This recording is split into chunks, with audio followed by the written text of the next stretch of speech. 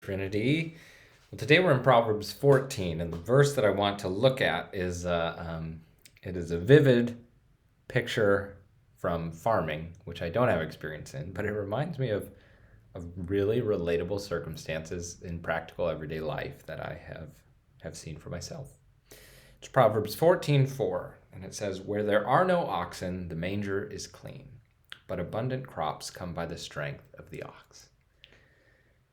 Where there are no oxen, the manger is clean, but abundant crops come by the strength of the ox. The idea is, if you have a barn or a farm really, and there are no oxen, you can keep it pretty clean. There's not going to be, leftover straw in the manger and, all the chaff and just dust that gets left around, let alone you're not going to have to shovel out the barn. I mean, there won't be mud everywhere where the dirt gets trampled on wet days. The farm will look much more spick and span if you have no oxen. But if you have no oxen, you're not going to be able to grow nearly as much food. Abundant crops come by the strength of the ox. And so the wise person recognizes that neatness can be nice, but sometimes you have to let it go for fruitfulness. This reminds me of last week. I was in isolation, and the boys and Annie left to go quarantine at my parents'. These are words that I learned. Apparently, isolation is when you know you're sick, and quarantine is when you think you could be sick. So I was in isolation. I had the house to myself, and I spent all week trying to get things cleaned up. Tried to get every toy with its various bits and pieces, bringing some from downstairs upstairs and upstairs downstairs, and the bedroom to the living room, and the living room to the bedroom. I tried to sort things out and move furniture that we'd been meaning to move.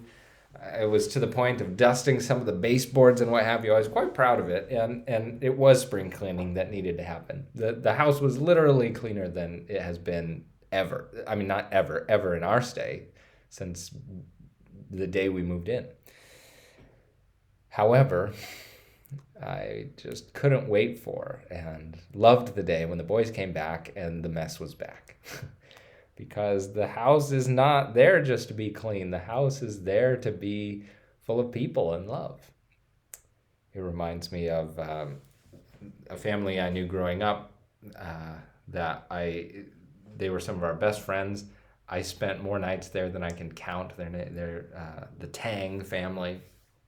And I remember the Tangs at some point saying, we decided early on when our kids were little that we would rather have a full house than a spick and span house or something like this. I don't remember their exact words, but they said, we decided we would love to have our kids' friends here, even if that means it's never as clean as we wish it were.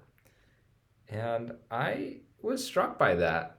I think they understand the wisdom of Proverbs 14:4.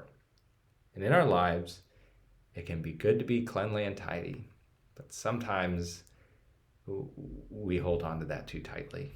And wisdom says, let go a little bit of the tidiness so that you can actually live your life and bear fruit and do ministry and love people and honor God, which can be messy.